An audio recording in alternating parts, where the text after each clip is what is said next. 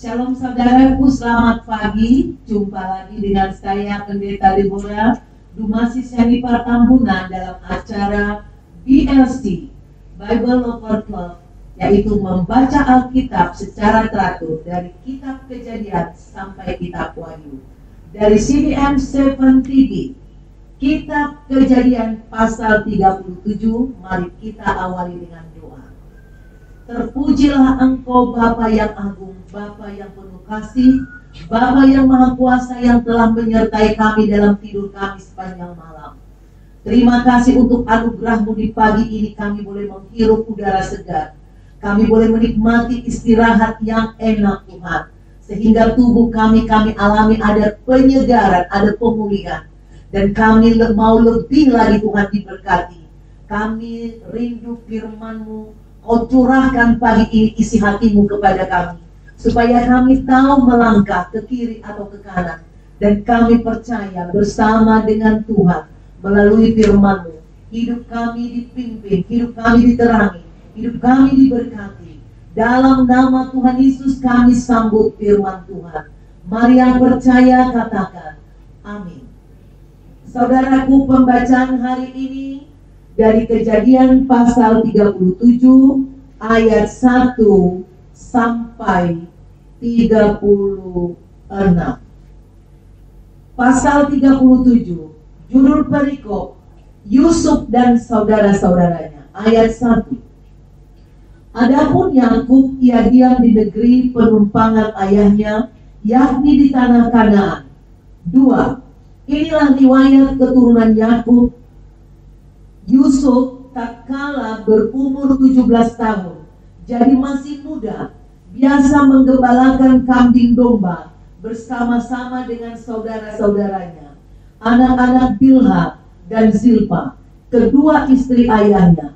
Dan Yusuf menyampaikan kepada ayahnya kabar tentang kejahatan saudara-saudaranya. 3.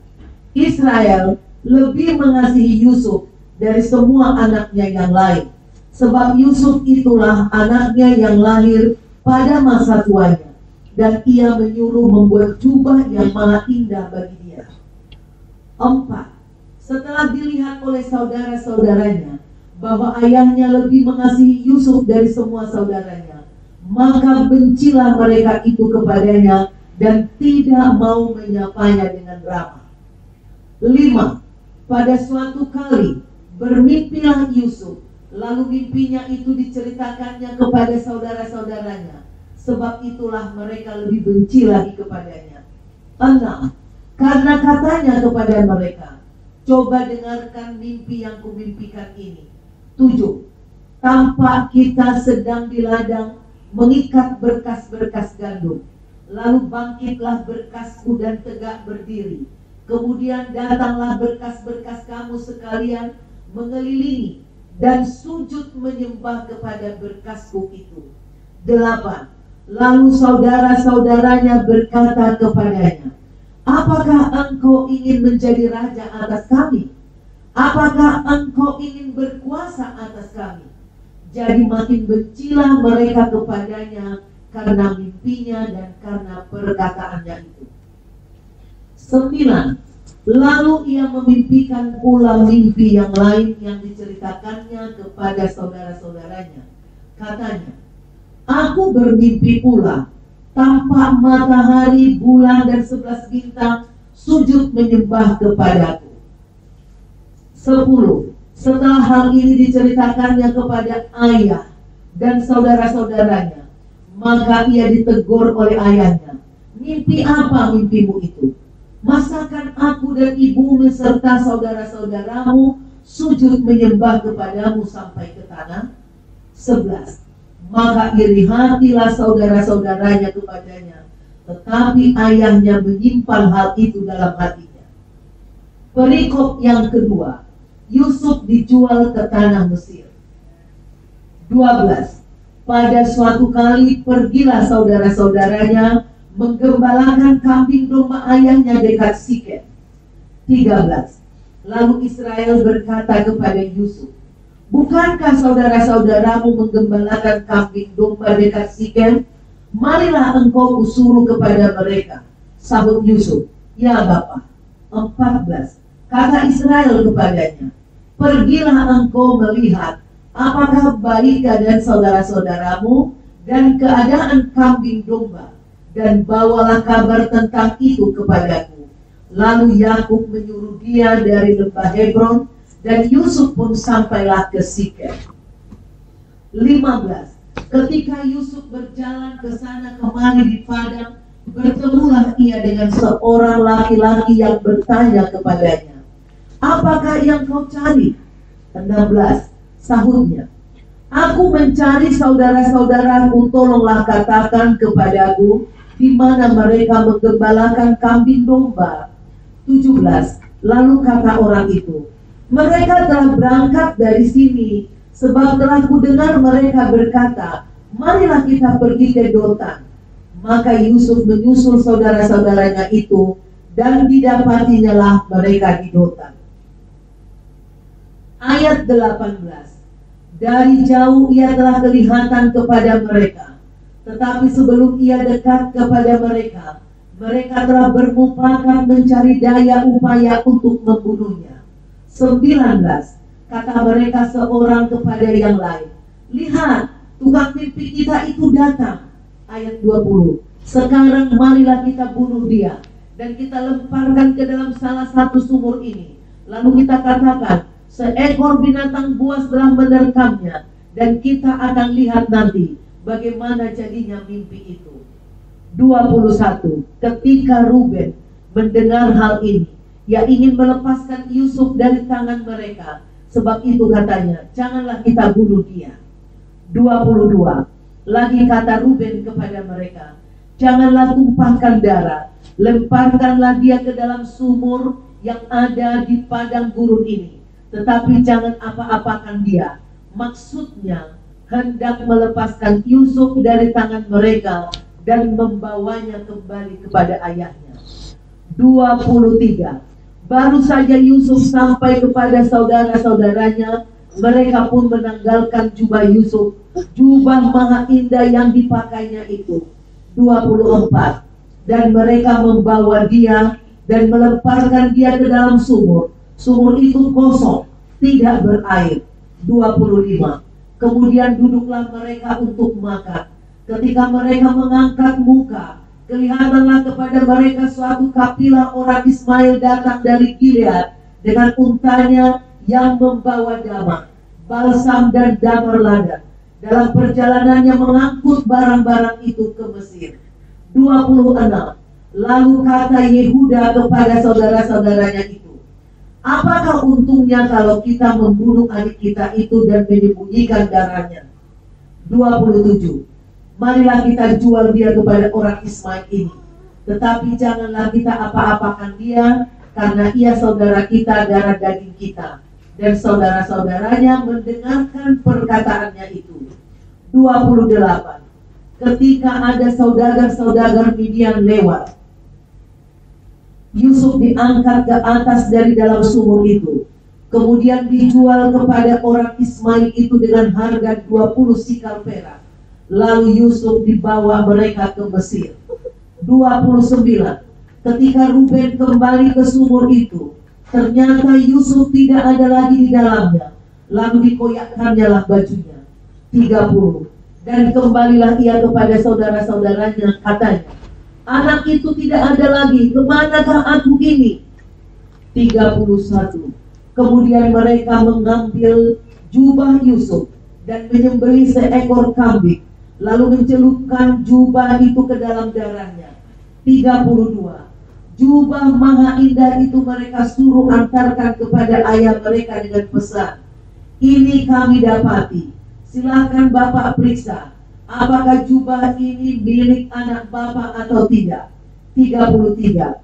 Ketika Yakub memeriksa jubah itu, ia berkata, "Ini jubah anakku, binatang buas telah memakannya, tentulah Yusuf telah diterkam." 34. Dan Yakub mengoyakkan jubahnya, lalu mengenakan kain kabung pada pinggangnya, dan berkabunglah ia berhari-hari lamanya karena anaknya itu. 35. Sekalian anaknya laki-laki dan perempuan berusaha menghiburkan dia, tetapi ia menolak dihiburkan serta katanya, "Tidak, aku akan berkabung sampai aku turun mendapatkan anakku ke dalam dunia orang mati." Demikianlah Yusuf ditangisi oleh ayahnya. 36. Adapun Yusuf, ia dijual oleh orang Midian itu ke Mesir kepada Potifar, seorang pegawai istana Firaun, kepala pengawal raja. Saudaraku, demikianlah pembacaan firman Tuhan dari kitab Kejadian pasal 37 ayat 1 sampai ayat 36. Saudaraku, kalau kita melihat mengapa terjadi hal seperti ini, kakak beradik saling bermusuhan. Kalau saya mengamat-amati, ini sebenarnya sudah ada benih permusuhan ini dari mulai Lea, ada kompetisi Lea sebagai istri pertama dan Rahel sebagai istri kedua.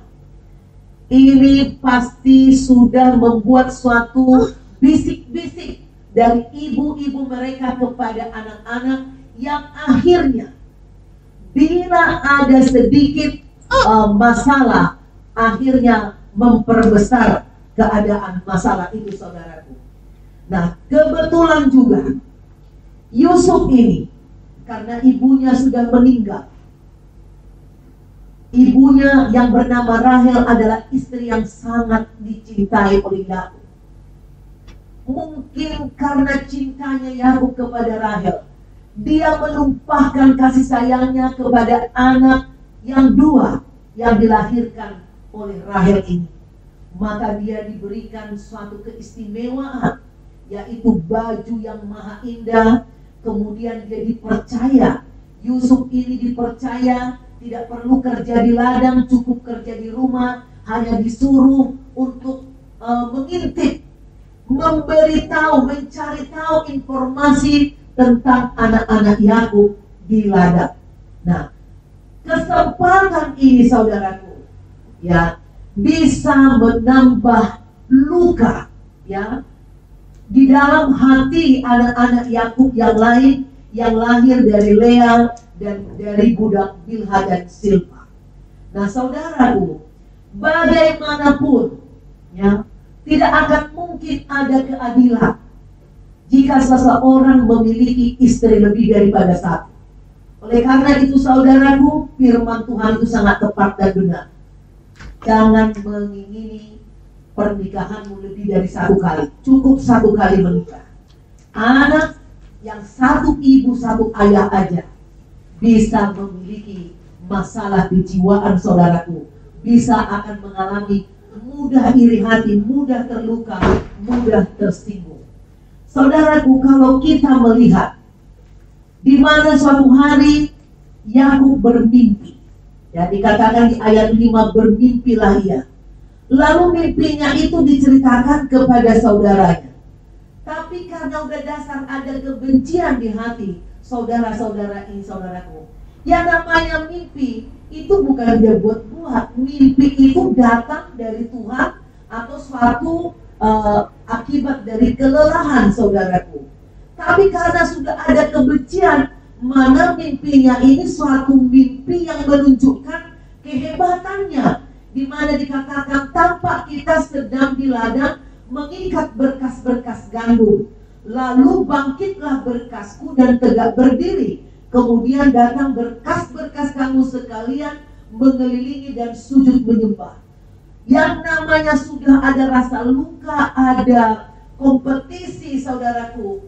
Ini menjadi suatu yang sensitif. Mimpi aja bisa dianggap seperti suatu kesombongan.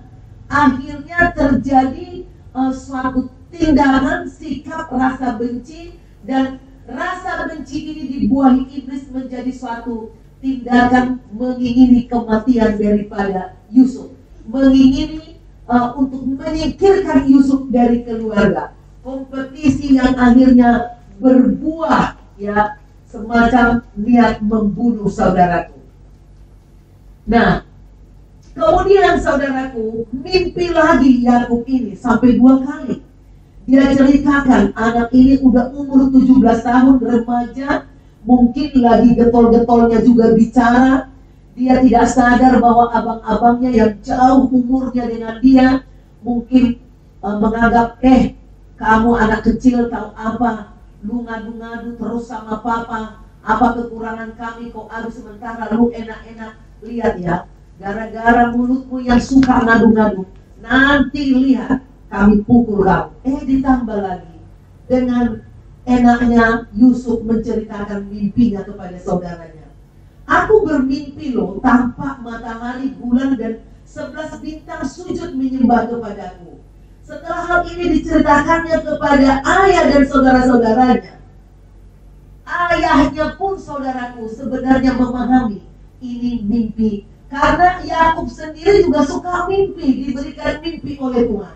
Sebenarnya Yakub di dalam hatinya dia tahu ini ada sesuatu. Yakub menyimpan mimpi ini di dalam hatinya.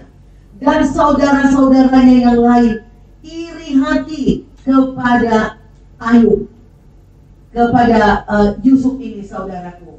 Dan kemudian suatu hari ayahnya Yakub memerintahkan Yusuf untuk pergi, menyuruhnya untuk mencari saudara-saudaranya, untuk melihat, ngecek. Ya, memang gak ada orang yang senang dimata-matain, saudaraku. Saya pun orangnya kalau kerja ditengok-tengok, dipeloncoin, dilihat-lihatin, diawas-awasin kira-kira gitu ya. Nah kalau sekarang di bahasa anak muda dicepuin, ya, dicepuin. Wah itu paling menyebalkan ya, paling mengesalkan. Kita tidak suka kita dimata-matain, diawas-awasin orang. Kita ingin bekerja ya udah sebagaimana. Tapi mungkin kita juga tidak tahu mengapa Yakub begitu penting ya menyuruh Yusuf ini. Kita tidak tahu alasannya. Mungkin kalau kita lihat latar belakang Yakub, seorang pekerja keras, mungkin dia menjadi seorang yang perfeksionis. Dia udah mengajari anak-anaknya, mungkin anak-anaknya juga tidak bisa bekerja seperti dia, sehingga dia meskipun dia sudah tua, dia masih ingin terus mengepus ya, mendorong anak-anaknya untuk lebih lagi dan lebih lagi, supaya mereka bisa menjadi kaya dan jaya berhasil seperti Yakub. Mungkin tujuannya demikian. Tapi seringkali kalau sudah ada kompetisi, ada iri hati, saudaraku, niat baik dianggap menjadi niat menyakiti. Maka Yusuf pun akhirnya terbawa kebencian, dibenci sama anak-anak Yakub. Nah, Yusuf ini adalah orang yang disuruh mengawasi untuk melihat, melaporkan apa yang dilakukan oleh saudara-saudaranya di padang, di dalam penggembalaan. Suatu hari, saudaraku, ketika Yusuf pun tanpa sadar karena dia dikasih baju maha indah. Kenapa pula dia harus memakai baju maha indah untuk melihat saudara-saudaranya di padang? Ini dia tidak sadar bahwa itu membuat kebencian, kemarahan kepada kakak-kakaknya. Nah, saat saudara-saudaranya melihat dari jauh, mereka udah memiliki kata-kata sambil sindiran. Lihat tukang mimpi kita datang. Dari perkataan ini sudah menunjukkan kemarahan yang tidak ada habisnya dari saudara-saudara Yusuf ini, anak-anak Yakub ini. Lalu mereka mengusulkan banyak usulan. Ayo kita bunuh dia, saatnya kita matikan, biar kita lihat jadi tak mimpinya itu. Enak aja dia bilang bahwa dia nanti akan kita sembah. Mereka sebenarnya percaya mimpi ini, tapi mereka tidak ingin, mereka tidak rela, mereka menolak mimpi ini, saudaraku. Maka mereka berusaha ingin membunuh. Tapi Ruben memberi nasihat, jangan kita bunuh dia, saudara kita, jangan kita tumpahkan darah. Udah kita buang aja ke sumur, dengan maksud nanti dia akan lepaskan sendiri. Tetapi kemudian mereka buang ke sumur, dan setelah dibuang di sumur ada lewat pedagang kapilah-kapilah Midian, ya pedagang-pedagang yang akan berjalan ke Mesir. Lalu udah lebih baik aja kita jual, kita nggak usah bunuh, dia nggak usah kita apa-apain, kita dapat uang, pikirnya. Lalu mereka bersepakat anak-anak daripada Yakub tanpa Ruben bersepakat menjual. Nah, saat mereka sudah jual, Ruben datang terlambat, dicarinya.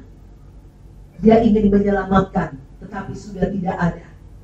Saudaraku, seringkali kita tidak sadar di dalam keluarga, ketika kita terlalu berlebihan memberikan kasih sayang, fasilitas kepada salah satu anak yang mungkin kita anggap lemah, bisa karena dia lemah, kita berlebihan memberikan perhatian sehingga membuat cemburu saudara-saudaranya yang lain. Ini berbahaya, saudara. Bagaimanapun tindakan kita memang dituntut Tuhan harus tepat. Kita bisa bertindak mendidik anak kita, memfasilitasi anak kita dengan tepat, itu hanya melalui doa, melalui hubungan, melalui persekutuan. Karena itu saudaraku, nilai pandang dari anak-anak kita satu sama lain tidak rusak. Nah saudaraku, di dalam kehidupan ini, begitu mudahnya kita kadang memberikan asumsi kepada orang lain. Ya, kalau jiwa kita miskin, jiwa kita tidak bergaul dengan Tuhan, kita mudah membuat penilaian, asumsi yang salah, sehingga kita menimbulkan gosip, menimbulkan tindakan yang tidak benar. Itulah yang dialami anak-anak Yakub. Saudaraku, mari kita tidak bisa hidup selalu harus sama rata. Keadilan itu tidak berarti sama rata. Di dalam pendidikan, di dalam anak kita, di dalam kita memfasilitasi anak-anak kita, betapa pentingnya kita mendidik anak-anak kita agar tidak cemburu, ya, memberi dengan adil seadil-adilnya dengan hikmat Tuhan, sehingga apapun keputusan kita yang kita lakukan kepada anak kita berasal dari Tuhan, sehingga hati anak-anak kita tidak cemburu, tidak terluka, tidak ada yang marah. Mereka bisa berkompetisi dengan cara yang sehat untuk kebaikan, untuk kemajuan dan kesuksesan.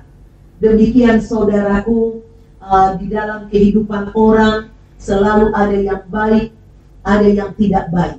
Yang tidak baik ini harus mampu kita ajarkan kepada keluarga kita untuk diampuni, untuk dilupakan, untuk dimaafkan. Ya, jadi kita tidak bisa menuntut keluarga kita, anak-anak kita semua harus benar-benar perfect. Tidak mungkin itu saudaraku. Dan kita harus ajarkan di keluarga kita, seburuk-buruknya saudara kita pasti masih ada kebaikannya.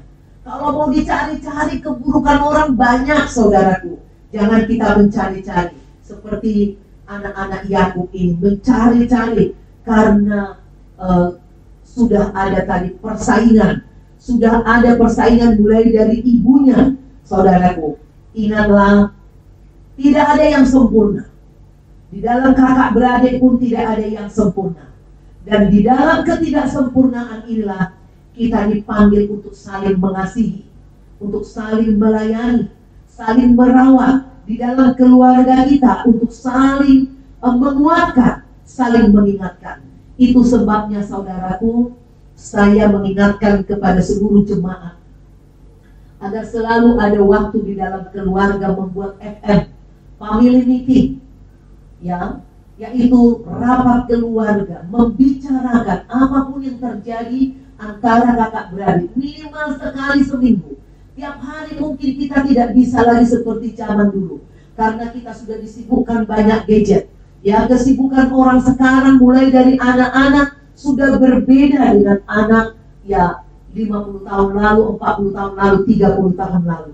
Nah, namun saudaraku, melalui family meeting ini kita bisa menunjukkan care, menunjukkan perhatian, belajar memahami, kita saling belajar memahami ketidaksempurnaan saudara kita, belajar memahami, mengampuni, mengasihi saudara kita yang kurang, yang mungkin agak nakal, yang mungkin agak keras. Nah, kita bisa menjadi sempurna di dalam Kristus Tuhan, yang sudah memanggil kita untuk bersekutu menjadi satu keluarga. Mari kita lakukan, suami, istri, dan anak-anak, bersatu untuk saling memaafkan, saling mengampuni, saling mendukung, saling menasihati di dalam Tuhan, saling melayani. Demikianlah saudaraku rema yang bisa saya bagikan dari Kejadian pasal 37. Jangan kita biarkan anak-anak kita berkompetisi tidak sehat dan saling melukai akibat tindakan yang berlebihan, kasih sayang, perhatian yang berlebihan kepada salah satu anggota keluarga kita, membuat anak kita yang lain terlupakan atau terluka. Demikian saudaraku, kita akhiri dengan doa. Terima kasih Bapa di surga, Engkau telah memberikan kami suatu firman Tuhan untuk mengajar kami. Tidak mungkin bisa sehat jiwa dari anak-anak kami, keluarga kami, bila ada perceraian, bila ada perselingkuhan, bila ada pernikahan lebih dari satu kali. Maka kami tolak poligami di dalam kehidupan kami apapun alasannya. Tuhan memberkati rumah tangga daripada anak-anak Tuhan yang mengikuti BLC pada pagi ini.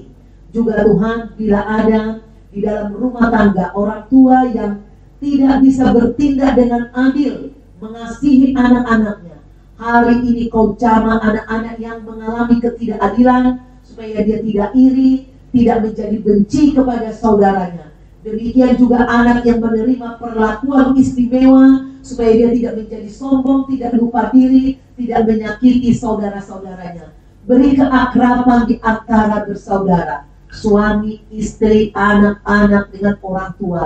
Tuhan, kami berkati rumah tangga anak-anak-Mu. Semua yang membaca firman Tuhan ini, kami berkati ada keharmonisan, ada kebahagiaan. Rumah tangga saling mengasihi, saling mengampuni, saling menasihati, saling mendukung. Diberkati sukses. Hari ini kami mau beraktivitas Tuhan. Tuhan menolong kami, Tuhan menerangi langkah kami, Tuhan memberkati kami, sehingga apapun yang menjadi kebutuhan kami, Tuhan sediakan melimpah hari ini. Di dalam nama Tuhan Yesus, kami terima berkat-Mu dengan ucapan syukur. Mari yang percaya katakan, amin, amin, amin. Saudaraku, jangan lupa, jika kau terberkati dengan firman ini, silakan saudara buka di YouTube, klik CBN 7 TV atau CBN 7 TV, dan saudara bisa sambil menuliskan kejadian apa yang saudara inginkan. Kejadian 1 atau 3 akan muncul setiap saat. Saudara bisa tonton, bisa dengar. Dan kita akan lanjutkan Tuhan, saudaraku, sampai ini tuntas, sampai kita wahyu. Sampai jumpa besok pagi. Tuhan Yesus memberkati. God bless you.